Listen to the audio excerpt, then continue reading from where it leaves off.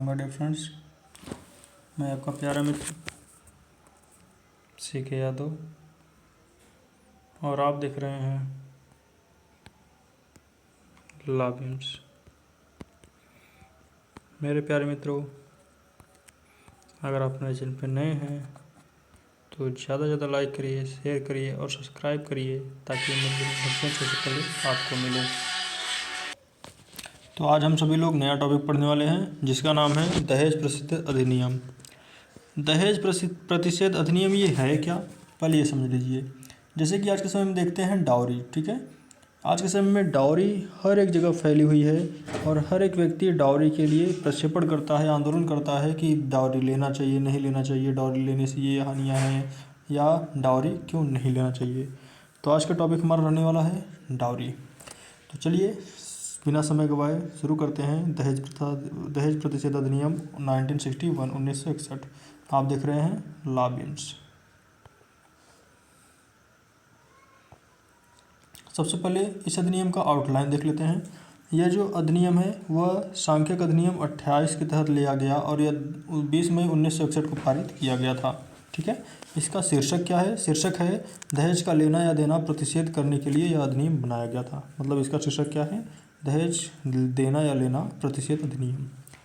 यह जो है सबसे अनुच्छेद 1 में इसका वर्णन किया गया है कि इस अधिनियम को पूरे राज्य में लागू किया जाता है, संपूर्ण राज्य में, चाहे वो आपका यूनियन टेरिटरी हो, चाहे आपका कोई भी राज्य हो, ठीक है। अब दहेज की परिभाषा को बताई गई है सेक्शन 2 में, अनुच्छेद 2 में, कि क्या दहेज होती है। वास्तव में दहेज का मतलब होता है कि कोई भी अभिप्रेत व्यक्ति जो विवाह के समय से पूर्व या विवाह के समय विवाह के एक पक्ष द्वारा विवाह के दूसरे पक्ष को या विवाह के पक्षकार माता पिता द्वारा या किसी अन्य व्यक्ति के द्वारा पक्षकार को या किसी अन्य व्यक्ति को, ठीक है बेटा, किसी अन्य व्यक्ति को क्या किया जाए, दहेज मांगा जाए या दिया जाए, तो उस स्थिति में वह क्या होगा? दहेज होगा।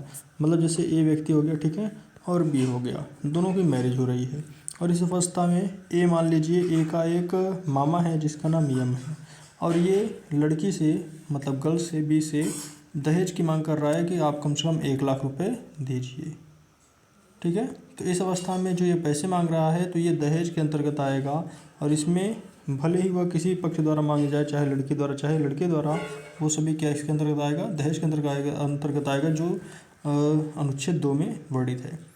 अब जरा बात करते हैं दहेज के लिए सस्ती, मतलब क्या क्या बाधित करने की चीज़ें हैं, दहेज क्या होता है, किस तरीके से उस पर लगाम लगाई जा सकती है। तो यदि कोई व्यक्ति, सस्ती की बात करें तो फर्स्ट में दिया गया है कि यदि कोई भी व्यक्ति अधिनियम के प्रारंभ के पश्चात दहेज देगा या लेगा, ठीक है, या लेने देने का दुष्प्रेषण करेगा, मतलब यदि कोई व्यक्ति दहेज लेता है या देता है या उसके लिए दुष्प्रेषण करता है तो उसके लिए कारावास की अवधि है। कम से कम उसे 5 वर्ष की कारावास होगी। कितने वर्ष की बेटा? 5 वर्ष की कारावास। कम से कम उसे 5 वर्ष की कारावास होगी या जुर्माना लगेगा, ठीक है, या जुर्माना होगा या दोनों होगी। इस बात को आप लोग ध्यान दीजिए। मतलब कोई व्यक्ति यदि आपका किसी प्रकार से किसी व्यक्ति से दहेज लेता है या देता है तो इस अवस्था में उसे दहेज के लिए सस्ती अनुच्छेद 3 के तहत आपको 5 वर्ष की कारावास और जुर्माना या दोनों हो सकती है, ठीक है। अब इसमें थोड़ी सी बातें बताई गई है कि जो आपकी भेंट होती है वह वधू के विवाह के समय दी जाती है या उसके संबंध में लागू नहीं होती। मतलब जो भी भेंट दी जाती है, ठीक है, विवाह के समय जो भी भेंट दी जाती है वह सभी दहेज के अंतर्गत नहीं आती, ठीक है। मतलब कुछ ऐसी चीज़ें हैं जो न्यायालय पर जांच करेगा, लेकिन वह यह होगा कि यदि वह किसी गिफ्ट के रूप में दिया जा रहा है विवाह के समय तो वो कोई भी दहेज नहीं होगा, परंतु यह तब होगा जब इस अधिनियम में बनाए गए नियमों के अनुसार सूची दर्ज की जाती है। मतलब ऐसे भेंट जो वर्ग को विवाह के समय उस निमित्त या मांग किए बिना दी जाए उसके संबंध में लागू नहीं होता। मतलब जैसे कोई वर है, ठीक है, और वो विवाह के समय कुछ भी मांग नहीं किया, ठीक है, बिना मांग किए उसे कुछ मिल रहा है तो वह दहेज नहीं होगी। मतलब यदि आपने मांग लिया तो दहेज हो गया, नहीं मांगेंगे तो दहेज नहीं होगा। जरा कानून भी तो देखिए, बड़ा अजीब तरीके का है। अगला बात करते हैं कि दहेज मांगने के लिए सस्ती, मतलब जैसे कौन कौन से व्यक्ति दहेज मांगते हैं तो उसके लिए क्या दंड है, तो वो अनुच्छेद 4 में है।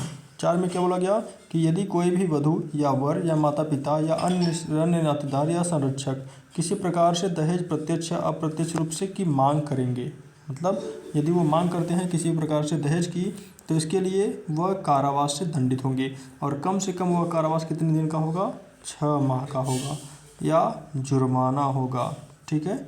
और जुर्माना कितने की, कम से कम 10,000 की जुर्माना लगेगी, या दोनों हो सकती है, ठीक है। इस बात को ध्यान देना कि यदि दहेज आप मांग रहे हैं या कोई दूसरा व्यक्ति मांग रहा है, तो ऐसी अवस्था में आपको 6 माह की कारावास, जुर्माना या दोनों हो सकता है, या 10,000 रुपये का जुर्माना हो सकता है, ठीक है। अब जरा बात करते हैं विज्ञापन पर पाबंदी। जैसे बहुत से लोग होते हैं ना कि विज्ञापन करते हैं समाचार पत्र के माध्यम से, अन्य माध्यमों से, कि संपत्ति हमारे पास इतनी है, हम इतना आपको देंगे, तो इन सब पर क्या करता है, यह दहेज अधिनियम पाबंदी लगाता है, 4 का जो वर्णित करता है। अगला बात करते हैं अनुच्छेद 5, दहेज देने या लेने के लिए करार का शून्य होना। मतलब यदि दहेज लेने या देने के लिए करार शून्य होगा तो किसी प्रकार की कोई दहेज प्रतिषेध अधिनियम नहीं कहलाएगी। दहेज का पत्नी या उसके वारिस के लिए फ़ायदे का होना। मतलब ज़रा देखिए, बड़ा अजीब सा कानून है अपने इंडिया का।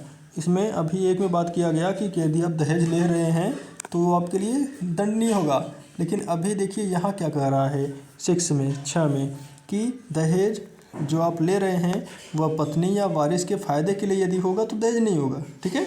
अब ये बताओ, कोई अगर दहेज मांगता है और दहेज में बाइक मांगे या कार मांगे, ठीक है, तो यदि वो कार मांग रहा है तो वो दहेज नहीं है। जरा गजब का रूल है यार, ठीक है। तो क्या कहा गया 6 में कि जो आप दहेज ले रहे हो वह पत्नी या उसके वारिस के लिए लाभकारी होगा तो दहेज नहीं होगा। जहाँ कोई दहेज किसी स्त्री या भिन्न जिसके विवाह से संबंध किया गया है किसी व्यक्ति द्वारा प्राप्त किया गया हो, वह किस स्थिति में हो कि विवाह से पूर्व प्राप्त किया गया था, तो उसे विवाह की तारीख के 3 माह के पश्चात उस औरत पर, मतलब वो जो औरत है जिससे विवाह हुआ है उसे स्थानांतरित कर देना होगा, या दूसरा विवाह के समय या विवाह के पश्चात जो आप रकम प्राप्त किए हैं उसे विवाह के 3 महीने के भीतर आपको ट्रांसफ़र करना पड़ेगा।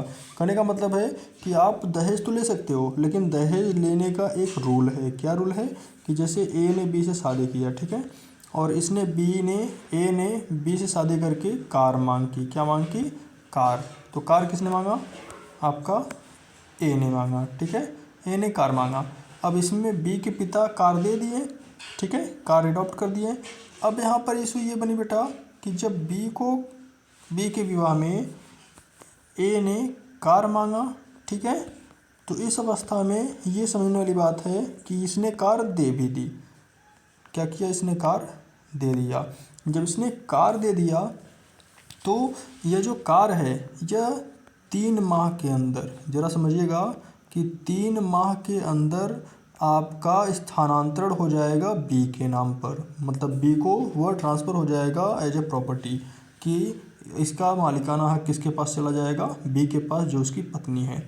और यदि बी एक्सेसर मर जाती है, ठीक है, मान लीजिए कि बी की डेथ हो जाती है, तो बी की डेथ के बाद जो आपका इसका एक्सेसर होगा, इसका जो पुत्र होगा, जो सन होगा, वह इसे इनहेरिटेज करेगा। मतलब बी के बाद इनहेरिटेज कौन करेगा, सी करेगा। तो इस अवस्था में कि जो भी दहेज की प्रति है वह आप वारिस या पत्नी के फ़ायदे के लिए होना चाहिए, और यदि ऐसा है तो ठीक है, नहीं है तो फिर बहुत ही गलत है। अब जरा बात करते हैं अनुच्छेद 7 की। अनुच्छेद 7 में वर्णित किया गया है कि अपराधों का संज्ञान क्या क्या होगा। कि जैसे मान लीजिए कोई दहेज ले रहा है तो इसके लिए आपके अपराध संज्ञान कौन कौन करेंगे, कौन कौन यह बताएंगे कि यह अपराध है। तो महानगर मजिस्ट्रेट या प्रथम वर्ग न्यायिक मजिस्ट्रेट या न्यायालय के ओवर्स न्यायालय हैं उसके अधिनियम के तहत यह विचारणशील नहीं होगा, ठीक है। मतलब इसमें आप कोई न्यायालय इस अधिनियम के अधीन किसी अपराध का संज्ञान ले सकता है, जैसे कि अपनी जानकारी पर ऐसे अपराध को गठित करने वाले पुलिस को रिपोर्ट दे सकता है, या माता पिता पर मान्यता प्राप्त कर किसी परिवार कल्याण विद्यालय से मान्यता प्राप्त किसी कल्याण संगठन से बातचीत कर सकता है, ठीक है। लेकिन महानगर जो मजिस्ट्रेट है वह किसी प्रकार का कोई अधिकृत दंडादेश जारी कर सकता है। अगला बात करते हैं 8 का, कुछ मामलों में सबूत का भार। मतलब यदि आपके पास सबूत है दुष्प्रचार का लेकर, दहेज मांग को लेकर, तभी आप उसमें खारिज कर सकते हैं, अदरवाइज नहीं। अब जरा बात करते हैं कि जो दहेज प्रतिशत अधिनियम है उसमें कौन कौन से लोग आपका नियम बना सकते हैं या उसकी शक्ति में वृद्धि कर सकते हैं। तो इसमें आपके 3 लोग होते हैं, ठीक है।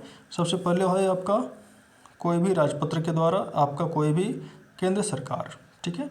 मतलब कोई भी केंद्र सरकार जो है वह एक राजपत्र के द्वारा अपना लागू कर सकता है कोई भी कानून और उसमें प्रभावित डाल सकता है।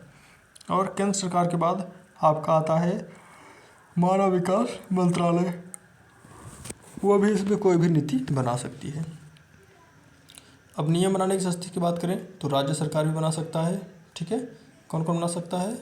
केंद्र सरकार तो बना ही रहा है, साथ में राज्य सरकार भी बना सकता है अनुच्छेद 10 के तहत, ठीक है। और अनुच्छेद 9 के तहत कौन बना सकता है? केंद्र सरकार। कौन बना सकता है बेटा? केंद्र सरकार। और अनुच्छेद 10 में राज्य सरकार। राज्य सरकार जो भी कानून बनाएगा दहेज प्रतिशत अधिनियम के तहत वो अनुच्छेद 10 से वर्णित है। तो मैं आशा करता हूँ कि आपको आज का वीडियो बहुत अच्छा लगा होगा। हम लोगों ने आज अटेंड किया दहेज प्रथा और दहेज अधिनियम के आज विभिन्न प्रकार के मेन टॉपिक को हम लोगों ने देखा कि किस तरीके से दहेज प्रथा लेना और देना दोनों क्या है बेटा, बहुत ही हानिकारक है।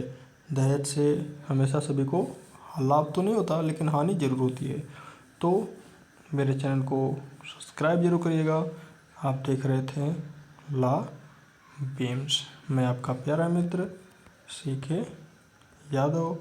ऐसे जुड़े रहिए, मैं ऐसे ही आपको एक अच्छे से अच्छी वीडियो लेकर आता रहूँगा। और आप सभी अपनी PCSJ की एग्ज़ाम कैसे कर रहे हैं एक बार कमेंट बॉक्स में कमेंट जरूर करें और यह ज़रूर बताएं कि आपकी PCSJ की एग्ज़ाम की तैयारी कैसे चल रही है। अगर आपको और कोई भी वीडियो पर और किसी भी टॉपिक पर आपको वीडियो चाहिए तो आप मुझे कमेंट बॉक्स में कमेंट करिए। मैं आपको ज़्यादा से ज़्यादा उसे अच्छे ट्रिक में अच्छे एक्सप्लेनेशन के साथ भेजने का प्रयास करूँगा। आज के लिए इतना ही। Tata bye bye.